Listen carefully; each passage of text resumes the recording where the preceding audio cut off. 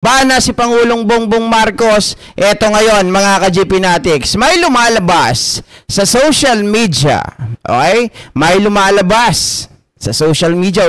Ulitin ko, mga kababayan, paulit-ulit ka GP ha. Makulit ka na ngayon. Sige.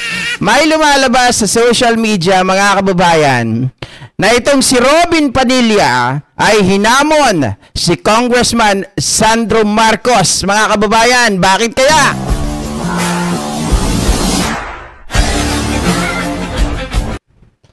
Ayun na nga, mga ka-GPnatics.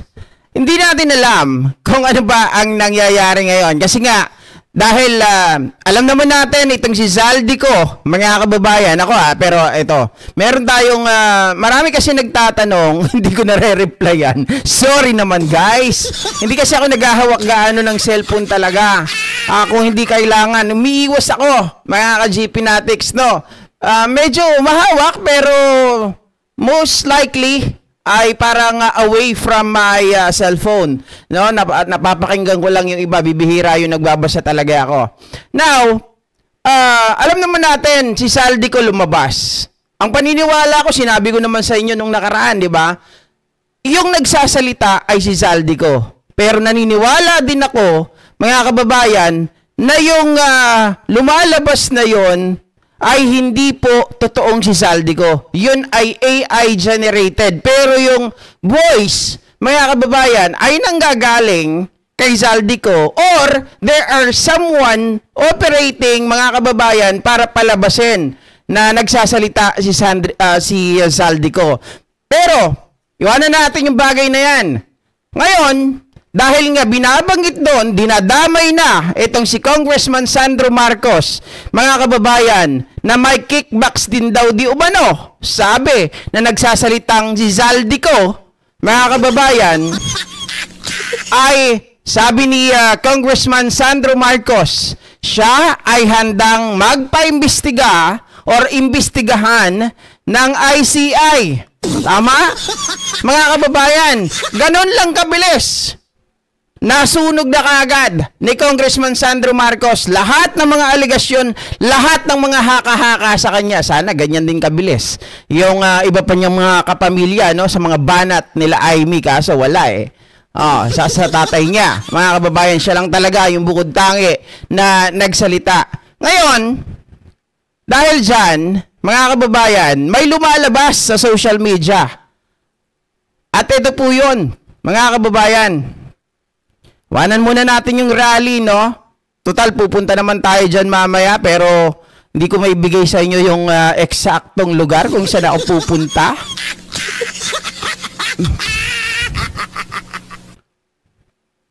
Okay. Open natin. Ito po mga sabi, mga kababayan. Ayon sa social media na nakita natin. Okay? So, ang sabi po rito, isa itong quote card, mga kababayan. Sabi raw, di umano ni Senator Robin Padilla, mangas ka, di ba? Ikaw ba mismo ang naghahamon sa ICI na imbestigahan ka? Gusto mo maniwala ang taong bayan sa palabas na yan? Dito ka sa Senado magpaimbestiga. Dito, naka-live. Kami ang magtatanong sa'yo. Yan daw di umano, mga kababayan, ang sinambit nitong si Senator Robin Padilla, aka Boy Sile. Nako ha, kung totoo ito, Senator Robin, Diyos mio marimar, mga kababayan, nakakahiya ka talaga. Ha? Well, may sagot dyan si Sandro Marcos. Kaya lang mga ka-GPnatics, dahil nga gusto lang natin ipakita muna na talagang hindi lang quote card eh. May mga gumagawa ng mga video na kung saan po sinasabi talaga na binitawan daw po ito ni Senator Robin Padilla laban kay Sandro Marcos. Kaya lang di natin makuha talaga yung pinaka-video, mga kababayan. Pero paparinig ko sa inyo yung mga ginawa ng mga ibang mga content creator. Hinamon ni Senator Robin Padilla si Congressman. Sandro Marcos nasa Senado humarap. Mamalin o Senas. Ayon kay Padilla, Kung talagang may kumpiyansa si Congressman Sandro at sinasabi niyang wala siyang itinatago, mas mainam umano na sa Senado siya magpaimbestiga naka-live, lantad sa publiko, at nasasaksihan ng taong bayan. Giit niya, mas makikita raw ng publiko ang katotohanan kung sa Senado gaganapin ang pagdinig kumpara sa ICC na hindi napapanood ng live at maaaring magdulot ng pagdududa sa ilan. Dagdag pa niya, kung hinamon umano ni Congressman Sandro ang ICC na imbestigahan siya, siya naman ang naghahamon ngayon na gawin ito sa Senado. Okay. Binanggit din ni Padilla ang halimbawa ni Congressman Toby na umano'y nag-waive ng parliamentary immunity na para sa kanya ay simbolo ng tapang at pagiging bukas sa pagsusuri. Okay, so may dagdag pa pala yun. Bukod sa sinabi niya na yon, mga kababayan, okay paglilinaw lang, disclaimer, hindi natin sigurado kung ito po ay binanggit or sinambit talaga ni Senator Robin Padilla dahil hindi natin nakita sa mga mainstream media. But then again, mga kababayan, kung totoo ito, okay, sinabi daw di umano ni Robin Padilla na si Toby Chanco talaga ang best example daw ng katapangan. Unang-una, Senator Robin Padilla, ganito lang yan. Meron tinatawag na parliamentary courtesy, di ba? So, you cannot, mga kababayan, you cannot force anyone, a congressman, na pumunta, magpaimbestiga or imbestigahan sa Senado. Bakit kanyo, mga ka-GP Natics? Kung si Toby Chanco ay nagpunta doon sa Senado para magsalita, kagustuhan niya yun, di ba? But, eto na nga, dahil may parliamentary courtesy na tinatawag, hindi mo pwedeng puwersahin kahit sinong mga congressman. Kasi, in fact, si Senator Bato, di ba? Si Senator Bato, when he allegedly, mga kababayan, ay kasangkot, di ba? Kasama doon sa Davao Death Squad at kung ano-ano pang mga paratang ng mga pagpatay, mga ka-GP Natics, gusto rin siyang ipatawag. Pero hindi siya mapuwersa na pumunta sa pagdinig ng Quad Committee. Dahil sabi niya gano'n, ayaw ko na ako yung maging halimbawa at baka maubos na lang ang oras ko, hindi na ako makagawa ng batas. Kala mo naman talaga, may pakinabang no, mga kababayan. Kala mo talaga may pakinabang no. May pasabi-sabi pa na hindi na raw siya makakapagtrabaho. Pero anyway, hindi naman tayo magiging double standard, di ba? Ayaw natin gawin yon. May sagot din di umano, itong si Congressman Sandro Marcos, mga kababayan. Okay, may sagot di umano si Congressman Sandro Marcos sa mga paratang or sa mga paghamon na ito ni Senator Robin Padilla. Sabi di umano, okay? Again, mga kababayan disclaimer, hindi ko sinasabi na totoo itong nakikita natin. Malamang may nagpapakalat, di ba?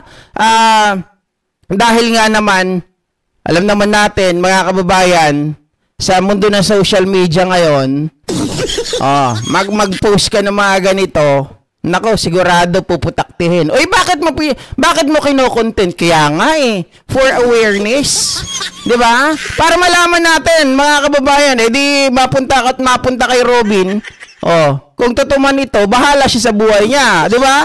Bakit naman po ako susunod sa tawag ng isang senador na wala naman alam kung di makipagsuntukan? Kaya nga ako sa ICI nagpapaimbestiga dahil yan ang tamang ehensya na mag-iimbestiga, kaya nga binuo yan ng ating Pangulo. Okay? Well, mga kababayan, yung sagot dito kung totoo ito, talagang patama kay Senator Robin Padilla.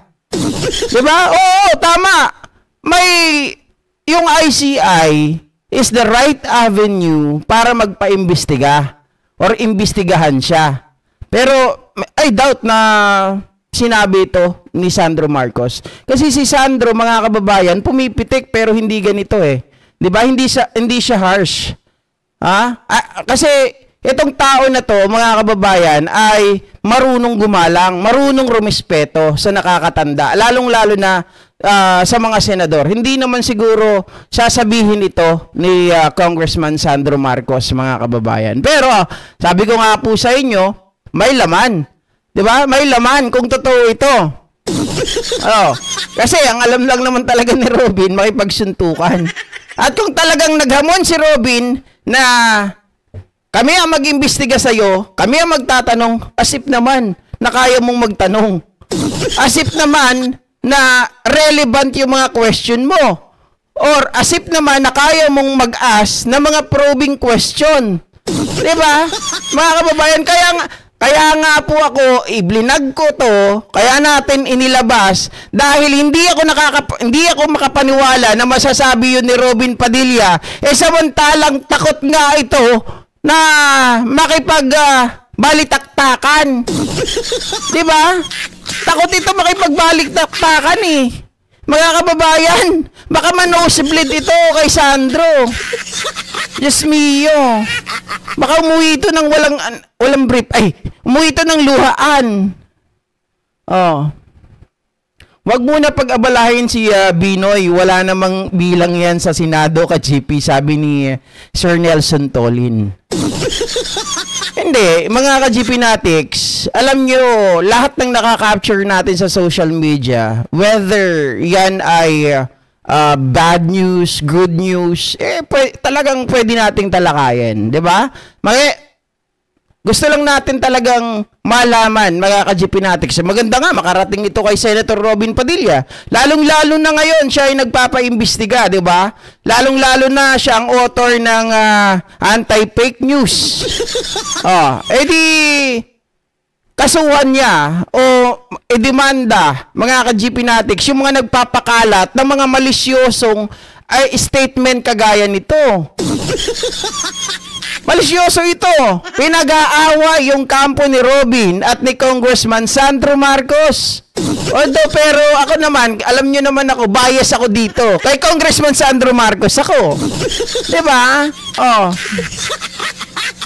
Wala naman alam yan sa batas. Mangyayari dyan, si Marcoleta pa rin at pag madali lang saka iepal, advice lang ng lawyer niya din, pero kung siya lang, pang elementary ang utak, correct? Diba, mga kababayan? Bigyan muna ng linaw ni Robin ang marijuana issue sa kanya. Ilang buwan na ang nakalipas, sabi ni Ma'am Allen Arsenas, tama. Diba? Kasi may nakuhanan pa nga ako nun yung pasalubong ata. Mga kababayan, yung iniscan ko yun sa Google eh. Tapos sabi ni Google, marijuana daw yun eh. Okay lang ang hamon, one-on-one. Bobo Robin on Sandro Marcos question and answer if matuloy. Would you believe, mga kababayan, na si Senator Robin Padilla ay lalaban kay Senator Congressman Sandro Marcos? Doon nga lang sa pasabog niyang utot dito kay Attorney Claire Castro, pagsisisihan niya yun. Pagsisisihan niya yun, mga kababayan.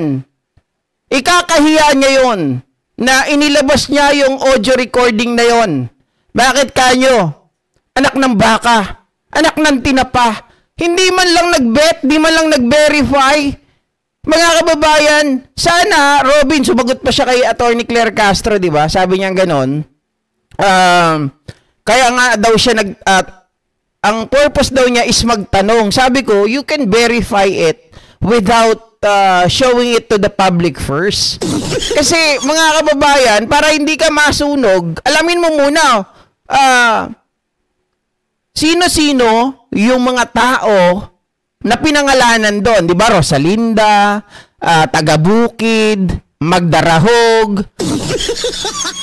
Kapag inalam mo yun, DDS yun. Ang tingin ko pa doon na-content ko na tayo, nabobosesan ko parang si Badoy eh. Diba? Si Badoy, yung naghahanap ng mga type, class C, class D vlogger. Kaya kapag nag-hearing, nandun si Attorney Claire Castro, mapapangalanan, sino ba tong Rosalinda na to? Sino ba tong Magdarahog na to? Sino ba Tagabukid na to? Ay putik, mga DDS pala. Diba? Tapos sasabihin mo si Attorney Claire, para saan, mga kababayan? Para saan? Samantalang ang tinitira ng mga tao na yon, si Tagabukid, si Rosalinda, na hindi ko alam, sabi nila si Rosalinda daw may sakit na ngayon. Di nakarma na. Diba? Tapos yung si Magdarahog, puro DDS yun eh. Binabanatan nun Marcos. Bakit babayaran ni Atty. Claire? Kung di ba naman sandamakmak na tanga, at engot, itong si Robin Padilla. Di ba? Mga kababayan, hindi ba naman tanga at engot na pinagsama?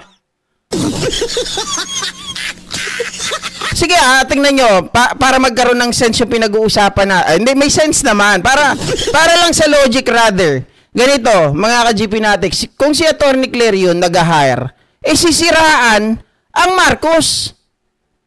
Paano gagawin ni Atty. Claire yun? Pinagtatanggol nga niya. Diba? Sino ba ang sinisiraan ni Magdarahog, Rosalinda, Tagabukid? Di ba si Pangulong Bongbong Marcos? Hindi naman mga DDS ang sinisiraan ng mga yun eh.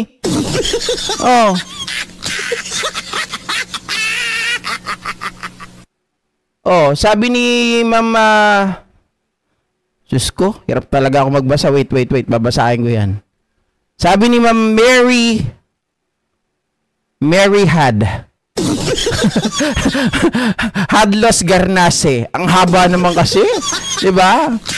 Ano daw, mga kababayan, sabi niyang ganun. Totoo yun, GP. Alam ko, boses din ni Bado yun. Kasi, inahanap ko yun. Alam ko na vlog ko yun dati. Na nagkaroon pa yun ng about 300,000 views. Kaya lang di ko mahanap kung ano yung pamagat eh. Diba? Puro pagkakalat ng ginagawa mo, OJT ng Senado Boy, Silly Superstar ka ng katangahan, sabi ni Sir Tony. Robin, di ka uubra kay Sandro. Ilalampaso ka lang yan pag kinasuhan mo. Magandang gawin mo. Robin, magnakaw ka na lang ng hopya ni Marcobeta. Baka magalit sa kanya si Marcobeta. Pag nagkataon sila na mag-aaway. Diba?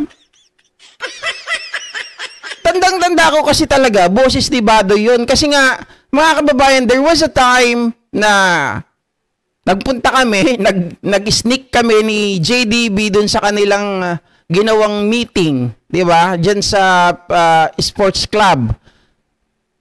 Talagang boses talaga ni Bado yun. Siya ang speaker dun eh. Kaya sabi ko, itong video na to, kay Badoy talaga yun. So, malalagot si Robin dyan pag nagkataon. Imbis na ganito mga kababayan, imbis na gusto niyang banatan, di ba? Gusto niya, makikita mo, ang purpose niya to show that video or that audio clip or audio recording, para sirain si Atty. Claire Castro and the administration. But the thing is, mga kababayan, tanga ka. Di ba? Kulang ka at talagang di ko alam pero matindi. Matindi talaga. Bilong ka sa batis ng kamangmangan. Makikita mo talaga as a senator na from being artista tapos nagsenador, wala kang alam, mga ka-GPnatics, hindi ka man lang nag-imbestiga what really happening, who those people are. Di nasunog ka. Di ba? Magdala ng dictionary or laptop para mag-research ng meaning sa Google. Wala naman alam English yung kundi this is a pen. Ang gawin mo, Robin, kumain ka na lang ng madaming sili sa Senado tapos mababain mo ang presyo ng sili ngayong sobrang mahal. Sabi ni Isabelo Jr. de Vera, hindi yata si Yusek, si Atty. Claire nung lumabas yung voice clip na yan. Ha? Ay, hindi. Nagano na siya si Atty. Claire. Dinibunk niya yan eh. Kaya nga si Robin, nagsalita din, wag mo akong pandaran, sabi niya ganun. Kaya ako ang chairman ng mass media, kaya nga ako nagtatanong, utot, diba? Sunog ka na, ano ka pa, umiepal ka pa. Ang totoo, dapat, ang gawin mo dyan, ang gawin mo, dapat, mga kababayan, nag-sorry ka na lang, para hindi na lumala. Kapag dininig yan sa Senado, pinaupo, pinatawag si Rosalinda, pinatawag si Tagabukid, tinawag si Magdarahog. Pag tinanong lang anong faction kayo? Duterte faction. Patay! Di ba? Hindi na may pagkakaila yun eh. Oh. Ma'am Gina 31, musta ka yung mata mo? Okay naman, mga kababayan, kaya lang, ayoko naman na laging banggitin na sa inyo. Pero I'm good. Kailangan ko lang talaga mag-ipon pa, magpapa-LASIK laser, eye surgery. Kasi wala, yung salamin ko nung isang araw, pinirahan lang ata ko ng EO. Hindi, joke lang. Yung mga doctor naman sa EO is, they are really good, helpful. Kaya lang, walang epekto sa akin. Kaya ngayon salamin nun, dahil ginastosan ko na, papapalitan ko na lang sa susunod. Papapalitan ko na lang para magamit ko. Ganda ng ng frame. Style mo, Robin, gusto mo lang sirain si Yusek Claire. Pipili ka nang sisirain. Si Attorney Claire Castro pa, ilalampaso ka lang ni Attorney. Totoo. Diba? Oh. Mama Nagari, sablay na naman Kosa. Balik na tayong Bartolina. Next, mga kababayan. Okay. Eto naman ang pag-usapan natin, mga ka-GPnatics. May nangyari na naman, Bakit nga ba itong si Mark